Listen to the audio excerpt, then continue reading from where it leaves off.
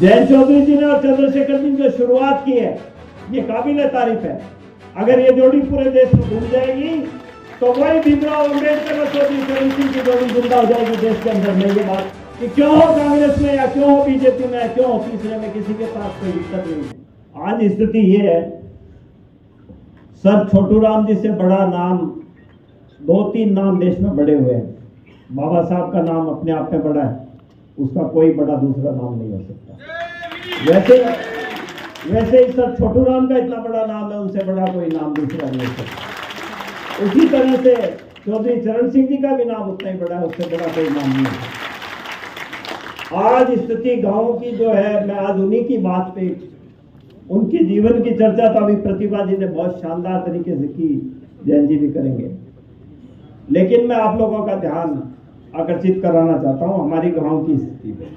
हम सब कमेरे वर्ग के लोग हैं और हम कमेरे वर्ग को लोगों को इन बड़े पूंजीपति लोगों ने उसी साजिश के तहत घेर दिया। वो फूट डालो और राज करो की साजिश में हमें उलझा दिया वापस। आज हम जातियों की बात करने लग गए गांव में, आज हम गांव में धर्म की बात करने लग गए, जबकि हमारे गांव की जो रचना है उसकी तरफ आप लोगों का थोड़ा सा ध्यान आकर्षित कराना चाहता हूं।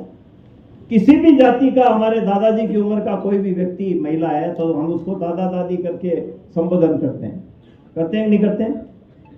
पिताजी से बड़ा है तो ताऊ या ताई, छोटा है तो काका काकी। हमारे गांव की किसी भी जाति धर्म की कोई बच्ची है, वो किसी दूसरे गांव में, हम उस गांव में जाते हैं तो उस बच्ची मिलती है, उसके सिर पे हाथ रख के 2 रुपए 5 रुपए दे के आते हैं कि हमारी बहन है। एक कुटुंब की तरह हमारा गांव बचा था। आज सर छोटू राम जी को अगर सच्ची श्रद्धांजलि देनी है तो ये हम प्रण करके जाए, उस कुटुंब को वापस उस कुटुंब बनाएं।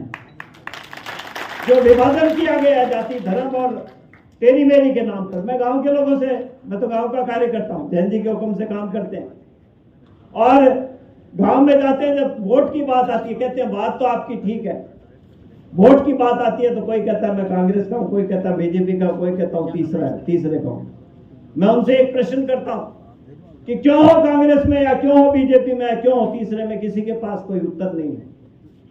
बड़े आश्चर्य की बात है। इसलिए है कांग्रेस बीजेपी में तीसरे में कि सामने वाले के खिलाफ रहना है, वो कांग्रेस में तो मैं बीजेपी में हूं। इसको तोड़ना है जब किसान जिंदा होगा, जब देश जिंदा होगा, और कोई रास्ता हमारे पास नहीं। जयंत चौधरी जी ने और चंद्रशेखर जी ने जो शुरुआत की है ये काबिल तारीफ है।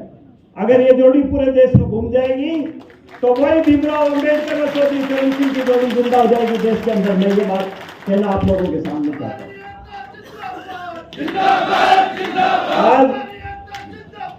आज हमें आवश्यकता है, ये जो जातियों के संगठन बने हैं मैं इनसे भी ज्यादा सहमत नहीं हूं। जातियों के ठेकेदार बन के इस जाति का वोट इसको दे रहे हैं, आज इस जाति का वोट इसको दे रहे हैं, ये न्याय नहीं है। जातियों के संगठन शिक्षा के लिए, संस्कार के लिए, भाईचारा कायम करने के लिए, समरसता कायम करने के लिए होने चाहिए, राजनीति करने के लिए या फूट डालने के लिए नहीं होने चाहिए। ये भी फूट डालो राज करो का माध्यम। और हमारा जो मिशन होना चाहिए वो ये होना चाहिए, भारत को हम कैसे जोड़ें और भारत को मजबूत कैसे बनाएं। और भारत को मजबूत बनाने का रास्ता सिर्फ और सिर्फ कोई है तो खेत और खलियान से होकर के गुजरता है, जो चौधरी चरण सिंह जी ने कहा। और सर छोटू राम जी ने कहा था कि ए मेरे भोले किसान, तो 2 बार सीख ले, एक बोलना सीख ले और एक दुश्मन पहचान ले। न तो हम बोलना सीख पा रहे न दुश्मन पहचान ले। बाबा साहब का दिया हुआ संविधान है, उन्होंने ये कहा था कि शिक्षा वो शेरनी का दूध है जो धारना सिखाता है। हम शिक्षा से भी वंचित करने की हमारी नींव रख दी गई है। इन सब पे हमें काम करने की जरूरत है, यही कहना चाहता हूं सबसे। आज हमारे घर में भगवती प्रसाद जी शर्मा धौलपुर, हमारे धौलपुर के नगर पालिका के पूर्व चेयरमैन आज हमारे दल में शामिल हुए, उनका भी मैं स्वागत करता हूँ। ना कि मंच नहीं है स्वागत करने का, लेकिन एक हमारे साथी हमारे साथ आज आए हैं, उनका भी स्वागत है।